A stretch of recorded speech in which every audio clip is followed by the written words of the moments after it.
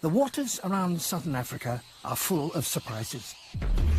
It's not just that they contain a fantastically rich variety of animal life of all kinds, but here you can see more kinds of shark than almost anywhere else. There are 140 different species of them. This is one of the sharkiest coasts on Earth. And what makes this even more remarkable is that many of these sharks have very different requirements for survival and are normally found oceans apart. Yet here, they live side by side. How can this be? We are about to take a journey into their world to discover why the shores around southern Africa can, with good reason, be called the Shark Coast.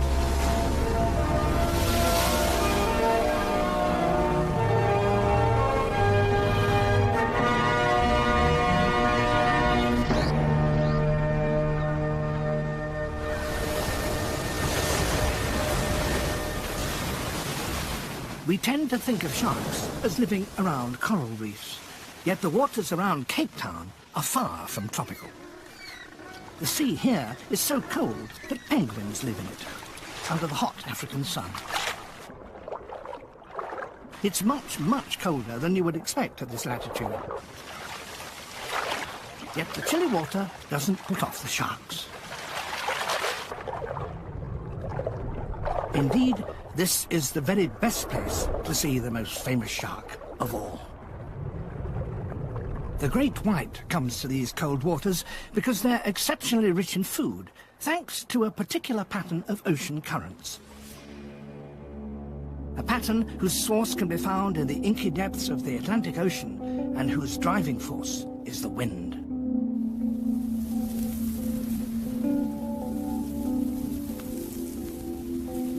For most of the year, strong offshore winds rip up the western shores of South Africa, and these have a crucial effect on the character of the sea. As they blow, they push the warmer surface waters northwards and away from the coast, and colder Atlantic water wells up from the depths to replace them. But that's not all. Minerals and nutrients that would otherwise remain out of circulation on the ocean floor get carried up too. And as these invaluable ingredients are drawn towards the surface and the sunlight, they generate new life.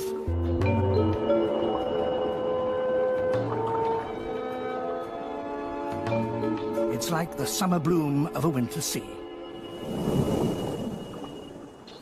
The water turns green with plankton.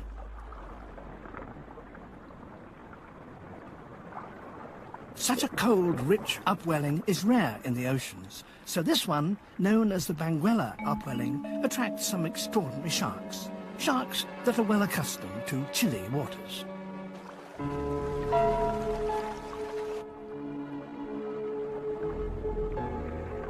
Basking sharks cruise between the world's colder oceans looking for food.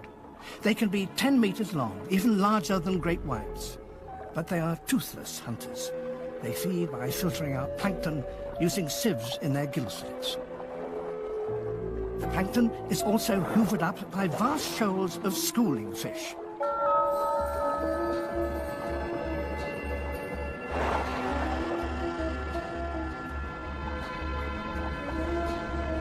It's a hugely productive patch of ocean, but there's a catch. The species that do well in these waters do very, very well, and they squeeze out all the competition. So you get only a few different species, but each flourishes in vast numbers.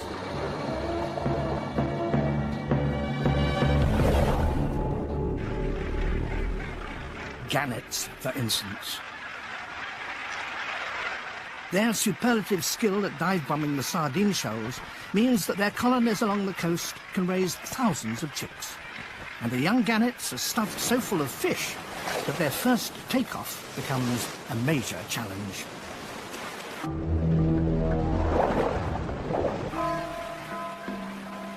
Danger comes out of the blue.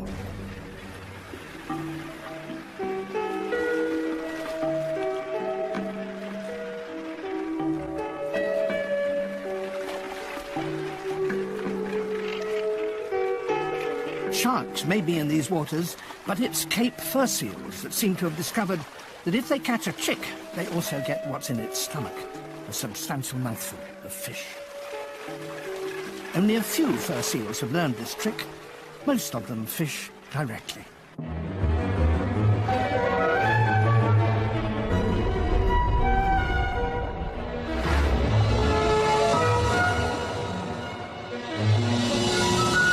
And very successful they are. At breeding time, you can hardly move for them. From November each year, the rocky offshore islands are packed with nursing mothers and their young. Baby fur seals can't swim for the first 2 months of their lives, so their mothers suckle them out on the exposed rocks.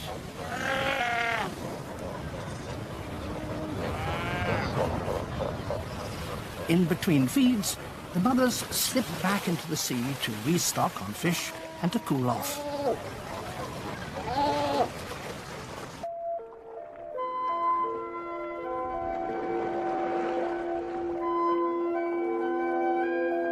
The seas around the islands are thick with forests of kelp, a safe haven for many animals, but also a perfect place for an ambush.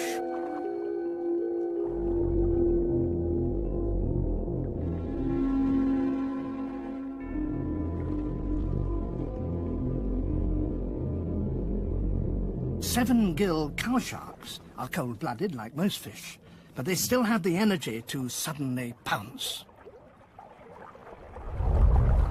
They look sluggish, but a single sweep of that huge tail gives them the power to surprise even a speeding fur seal.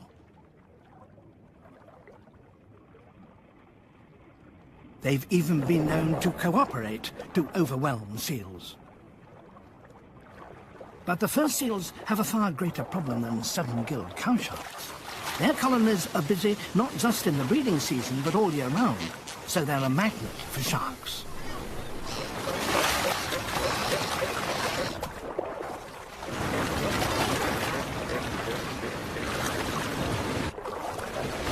The quick wits and sharp eyesight that make great whites such skilled hunters require a high-energy diet. What could be better than seal blubber? The great whites take up their position around an island and wait for the morning rush hour.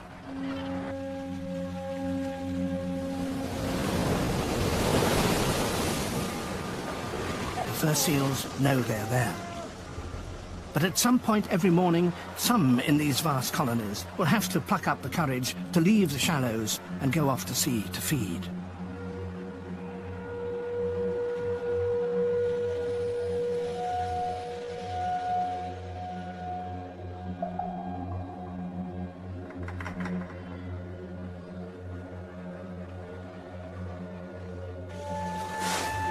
When they do take the plunge, they stay close together.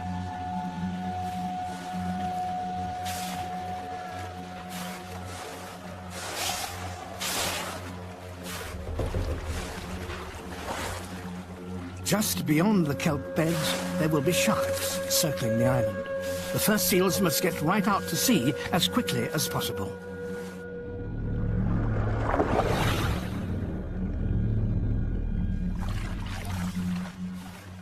Porpoising is fast and efficient, and staying in close formation makes it harder for a shark to pick out any particular target.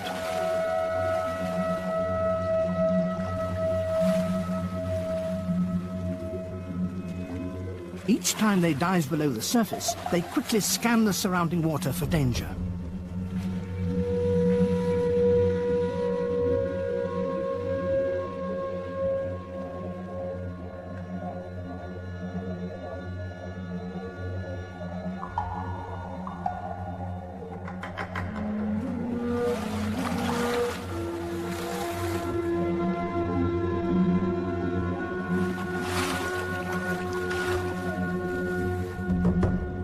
They mustn't drop their guard until they are at least a mile from the island.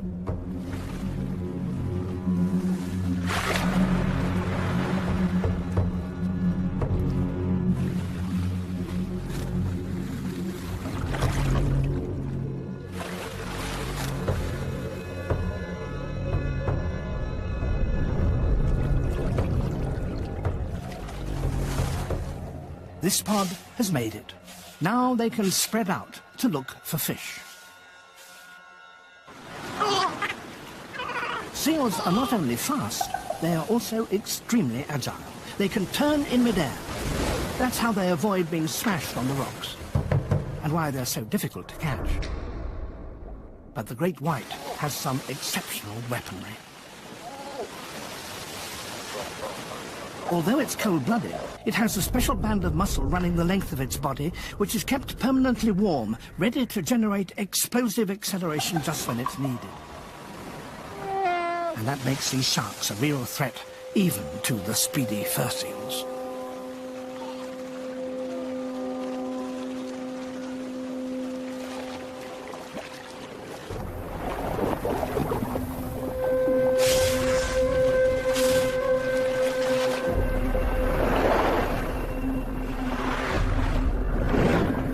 But a great white is unlikely to catch an adult fur seal in a straight race.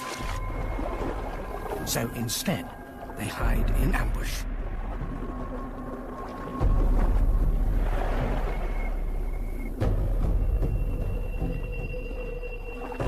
The shark goes deep and lurks in the shadows to track the pod from below. And then, if it spots a straggler, it attacks.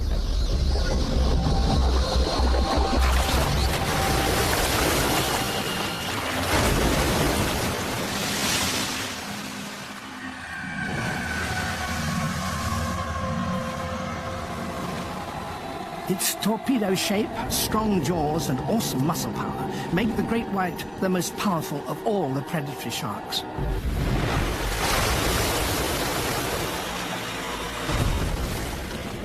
It's the lion of the ocean.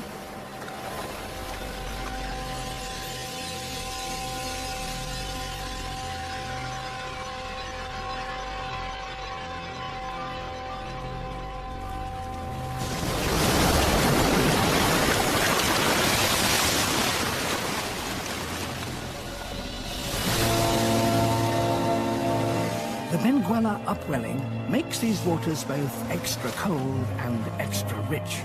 But the crop of plankton it generates is harvested by just a few species of fish.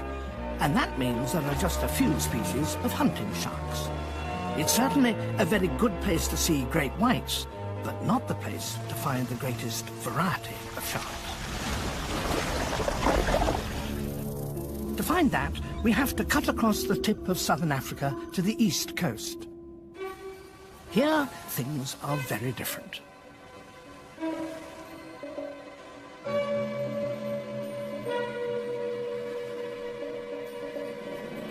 On one side of South Africa, the water is almost too cold for you to dip your toe in. But at exactly the same latitude on this side, it's as warm as a bath. Here, there are tropical corals in a tepid 28 degrees. That is a great deal warmer than it ought to be this far from the tropics. It's all due to a ribbon of warm water that snakes down from the tropical Indian Ocean. Thermal images from a satellite reveal the movement of the Agulhas current. It meanders down the coast, guided by the underwater wall of the continental shelf. It's so powerful that it sweeps tropical species far further south than they would otherwise be found. It's fast and narrow and can be 2.5 kilometers deep. Just as the Gulf Stream warms the British Isles, so the Agulhas current turns this coast of temperate Africa into a subtropical one. Living in clear blue tropical water, however, is tougher than it might seem. Marine life is far less abundant and predictable than it is on the cold west coast.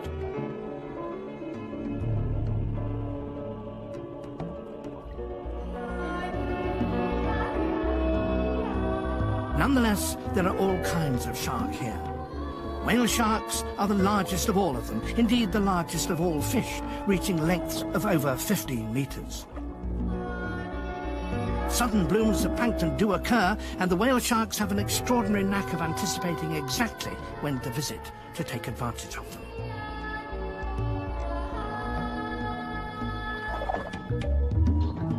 Isolated coral outcrops are among the few places where food can always be found. Zebra sharks exploit them. Octopus, mollusks and little fish hide in the cracks and crevices. But zebra sharks are able to squirm into surprisingly tight spaces to flush them out.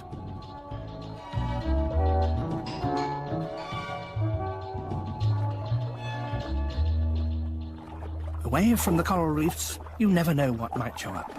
Any unexpected treat is pounced on. A ball of panicking schooling fish passes overhead, and snappers, fusiliers and kingfish leave the safety of the coral outcrop to pick them off. This is typical of these warm seas. Food is there one moment and gone the next.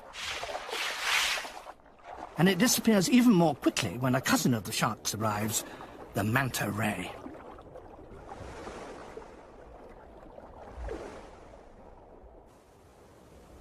Some sharks survive along this impoverished subtropical coast by developing special techniques and abilities.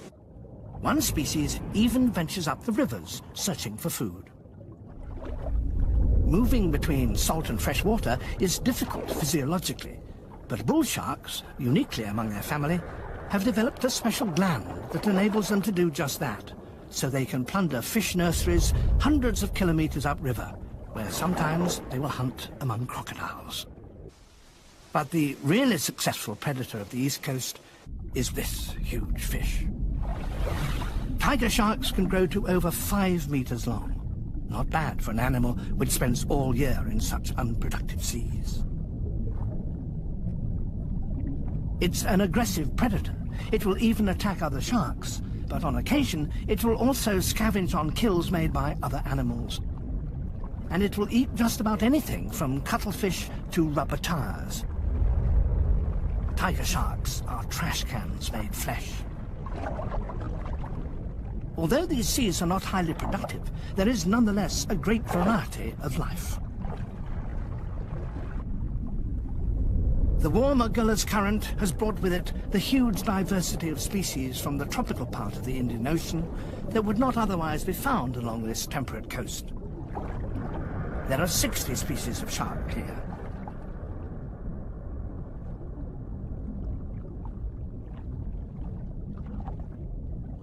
Some are helped to survive by the arrival each year of a large and predictable treat.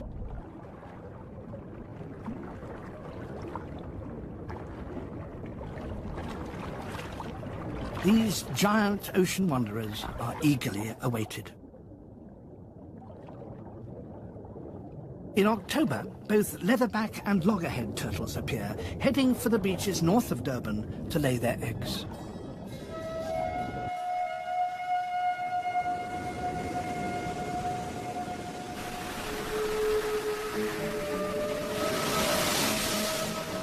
And their arrival is greeted by a welcoming committee. Ghost crabs are too small to be a danger to the adult turtles. They scour the shoreline for any scraps washed up by the tide before the competition gets there.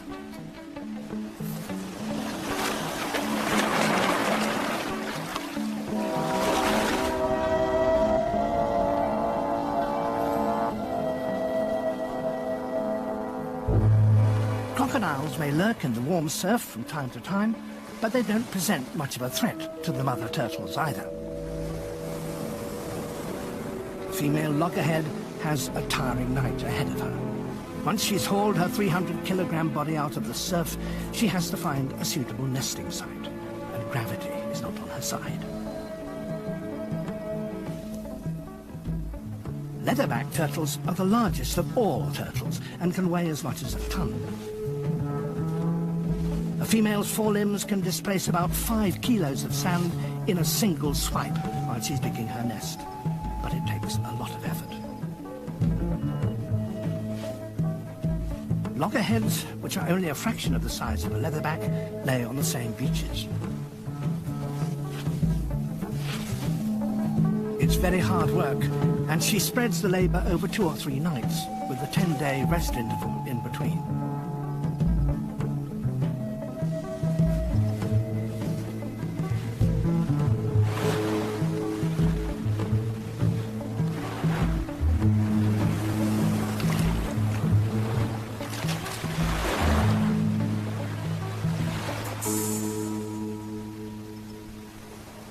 After about 8 weeks, the first of the season's eggs start hatching. Guided by the bright horizon, the babies head for the sea.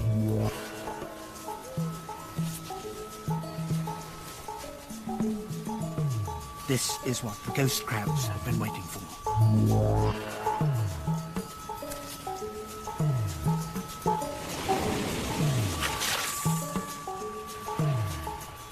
The crabs won't risk being swept away, so sometimes a wave can save a life.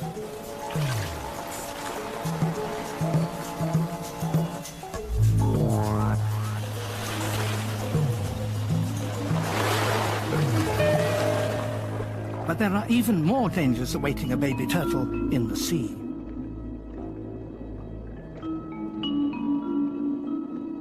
Only about 1 in 1,000 will survive to return here to breed. By dawn, the sea is full of defenseless hatchlings and commuting mothers.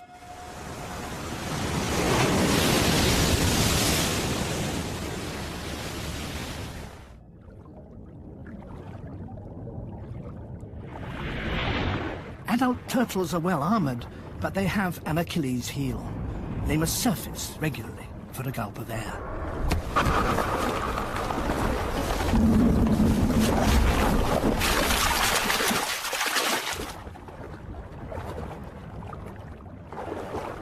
The main part of a turtle's shell is solid bone, but tiger sharks have teeth and jaws that can cut right through it.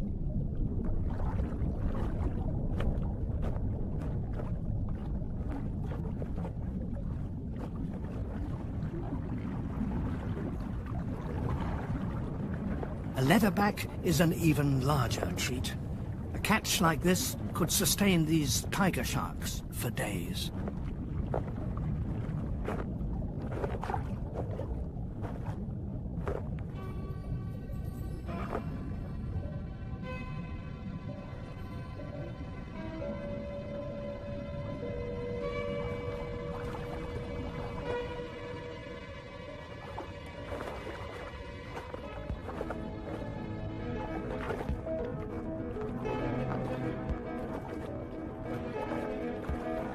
But sea turtles are only an occasional meal for the East Coast shark community. There is plenty to choose from.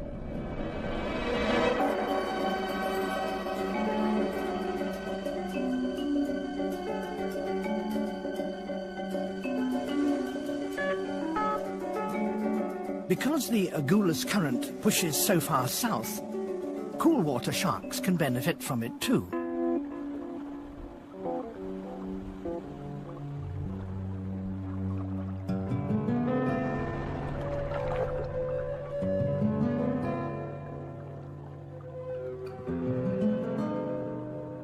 Ragged-toothed sharks normally prefer colder seas, but they can adjust, and they swim up here to spend the summer months relaxing in the warmer waters.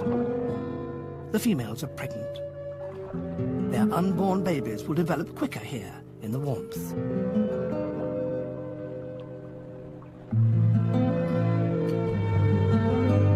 The mothers-to-be become so lethargic in these temperatures that they do not have huge appetites, and their underused ragged teeth become covered with growths. But inside each female, infant teeth are being put to good use.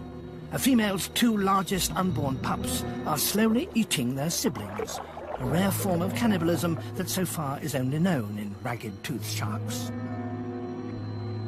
It sounds horrific, but it ensures that only the strongest and largest babies will survive. This bizarre antenatal group will only stay around here until April. A few months before their babies are due to be born, they will start their journey south to cooler waters.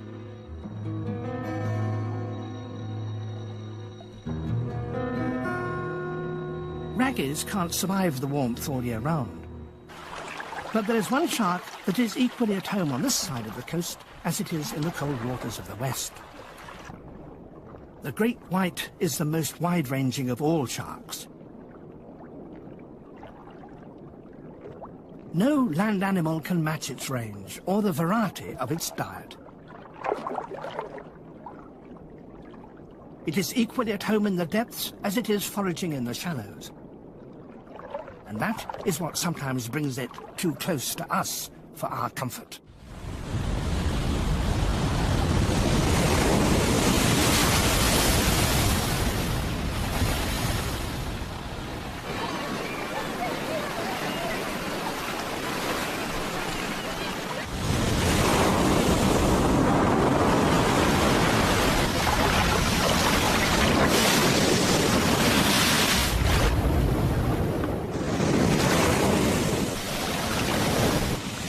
In statistical fact, the chances of a swimmer being attacked by a shark are extremely small. A surfer is more likely to be sharing a wave with bottlenose dolphins.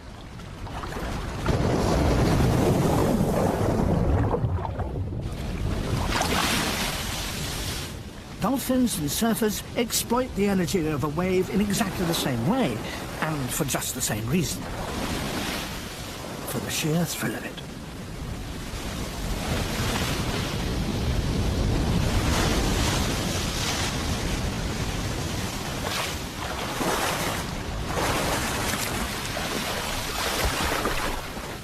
It's the sharks that tend to suffer in these inshore waters.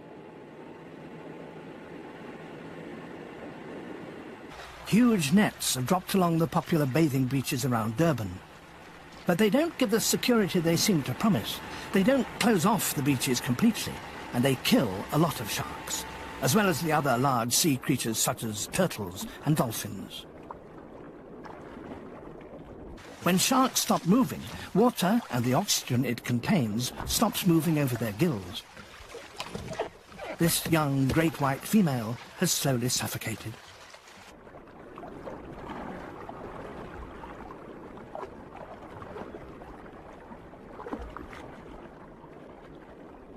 While the nets are being checked, a baby tiger shark is discovered. It's still alive, so it gets a second chance. But once a year, all the sharks are given a break. The nets are hauled in, and the curtain lifts on a remarkable annual event. The East Coast, this subtropical haven, is suddenly transformed. In June, the changing winter conditions drive cold waters to the surface along the narrow strip between the Agulhas Current and the coast. A finger of cold water begins to extend northwards. The Agulhas continues to flow, but the warm and cold waters don't mix. It's as if there's a membrane between them.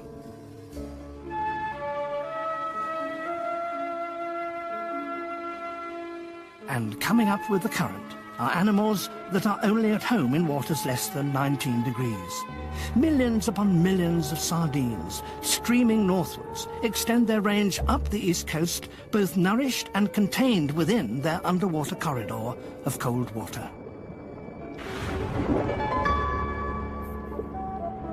The local sharks aren't accustomed to this west coast-style bonanza. But being so large, they're able to cross into the colder water. Even more efficient, superbly coordinated sardine hunters arrive. Common dolphins chase the shoals in ever-increasing numbers. And Cape fur seals are here too. Cape gannets have had to travel 500 kilometers north from their nesting grounds to get here. The dolphins head straight into the sardine shoals.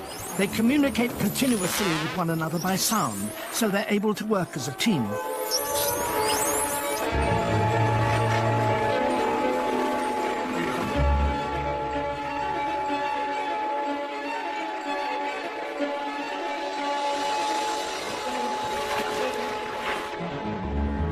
Bronze whaler sharks arrive from cooler waters.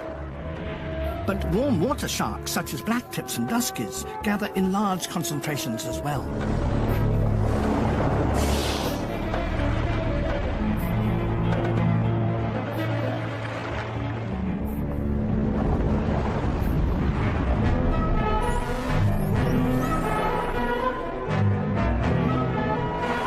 Different predators, dolphin and shark, seal and gannet, visitors as well as locals, ignore each other. They're concentrating on catching as much as they can of this fish feast.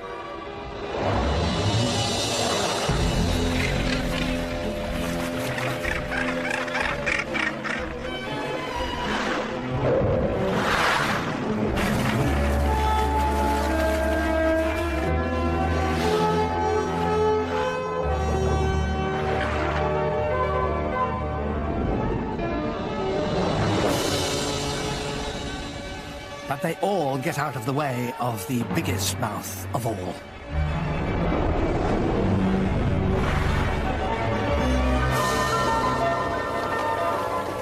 The Brooder's whale has travelled across the ocean for this, probably attracted from miles away by the clicks and whistles of the dolphins.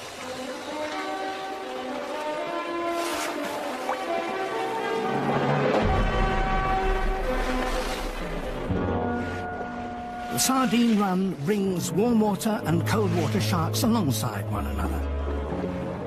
It's the biggest concentration of jaws that the shark coast will ever see.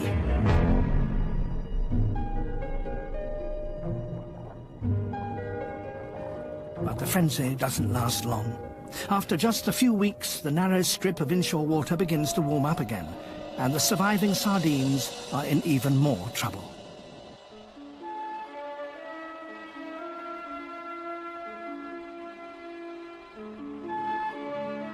These dense shoals consume a lot of oxygen, and warm water contains less of it than cold. Those fish that fail to find a deep stream of cold water asphyxiate and are washed ashore. Local sharks make the most of the fallout.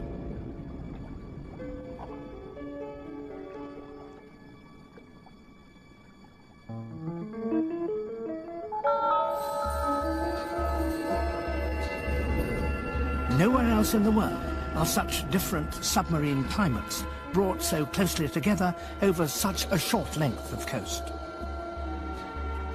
You can see why if you compare Africa to South America. The southern tip of South America spears deep into Antarctic waters, separating the Pacific from the Atlantic. But Africa's blunt nose stops well short. So, south of the southern African coast, the warm waters of the Indian Ocean meet the cooler waters of the Atlantic. The two stay separate for a long time. The junction between them, like a moving curtain, prevents most warm water animals from mixing with cold water ones. And this creates a unique opportunity for all the hunters of the ocean.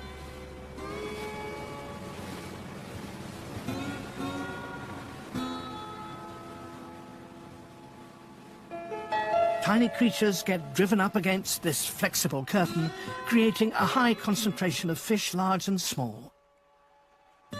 So temperature fronts are the place to go fishing for people and animals alike.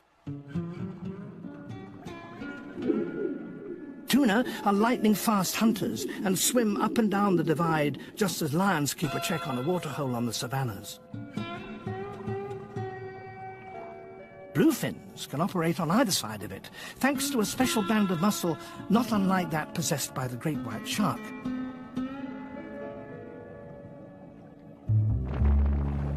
Yellowfin tuna don't have such an elaborate muscle-heating system, and they live only on the warm side of the frontier, but sweep along the interface to collect the smaller fish that have crowded up against it.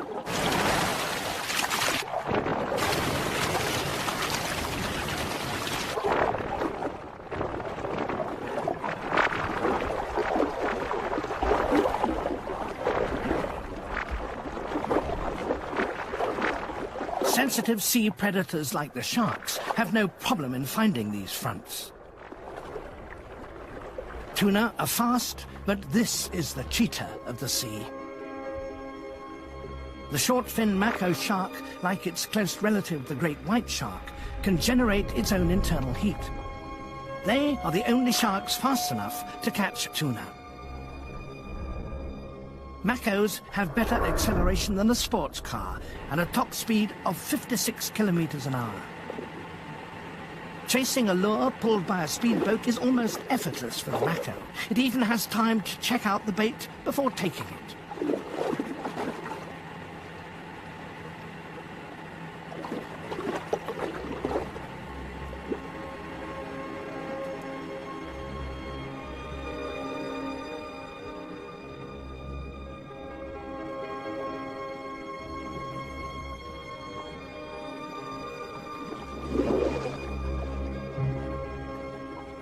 The blue shark also visits the temperature wall, but it spends most of its time 1 kilometre down.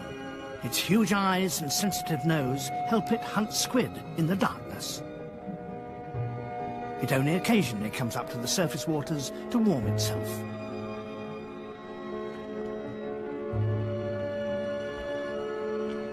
It feeds in such a different way from the mako that the two species seem perfectly happy to swim alongside one another.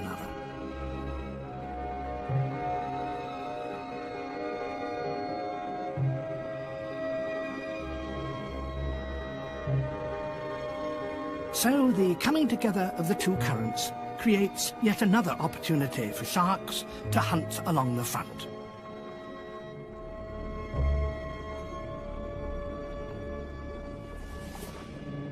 But it's closer inshore that the shark coast most richly deserves its name. There is one shallower patch of the sea that is effectively trapped between these two currents and cut off from the rest of the oceans, the Agulhas Bank.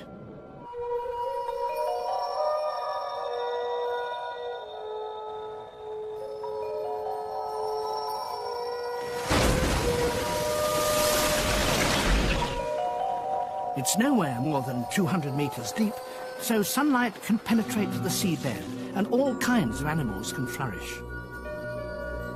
Smooth hounds hunt crustaceans in the deep water gorges.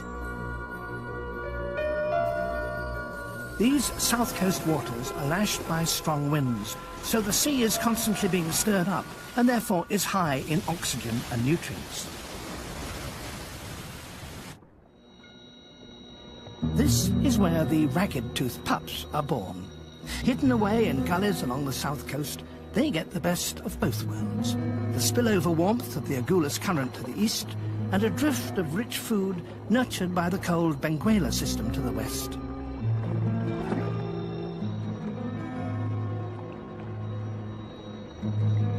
The young raggies will spend up to 7 years in these productive and protected underwater ravines. They were the babies that killed their siblings, but now they have to defend themselves against other sharks. Raggies will be able to swim away once they grow up, but a lot of animals here are not as mobile.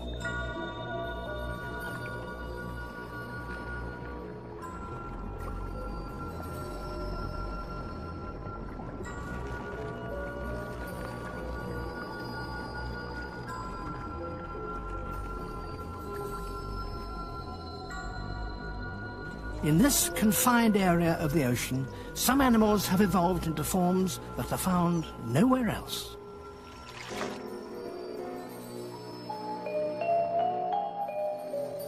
In the rock pools, there's a fish that's almost all mouth, swims very little, and holds onto the rocks with a large sucker.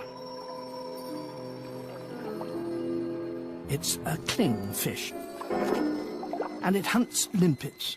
To be successful, it has to surprise a limpet and get under its shell before the limpet clamps down. But the clingfish have developed a huge mouth and lever-like teeth that are perfect for the job. Cut off from the mainstream, it's not the only creature that's developed strange habits. Chacma baboons, for example, come down to the sea to look for a meal that is very unusual for a primate. They have to wait for the lowest tides of the month, because that is the only time when they can reach their odd meal.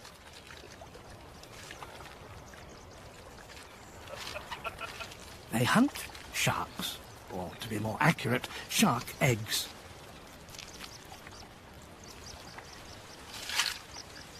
Some are so well developed that a whole baby shark is the prize, still attached to a nutritious large red yolk sac.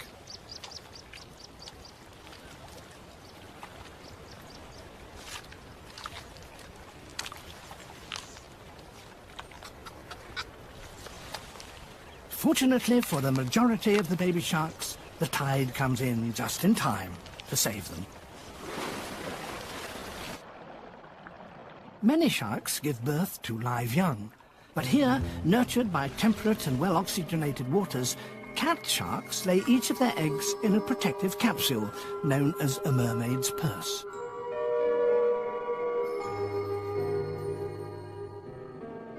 The leopard cat shark is so small that its only defense when threatened is to curl up and so make itself hard to swallow. They're shy, relying on camouflage to stay out of danger. In fact, the only scary thing about the puffadder shy shark is its name. These cat sharks are less than a metre long and can't swim very far, so they have to stay in this part of the ocean, walled in between the cold and the warm waters. As well as the nattily dressed pyjama shark, there are at least 11 species of little cat shark that hunt around these rocky shores. They're found nowhere else but in southern Africa.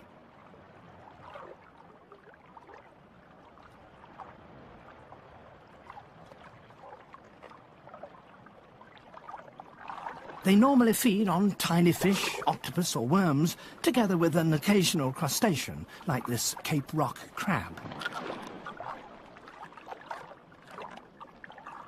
Cat shark jaws are so small they can't harm a human, but they can easily crunch through the shell of a crab.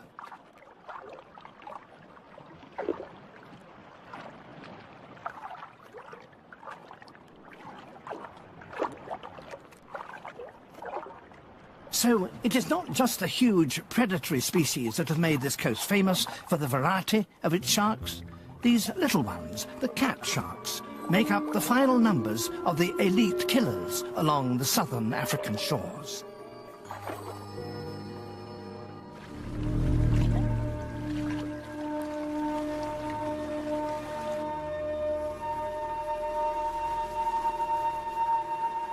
This relatively short stretch of coast may look like any other, but the water masses around it are utterly distinct.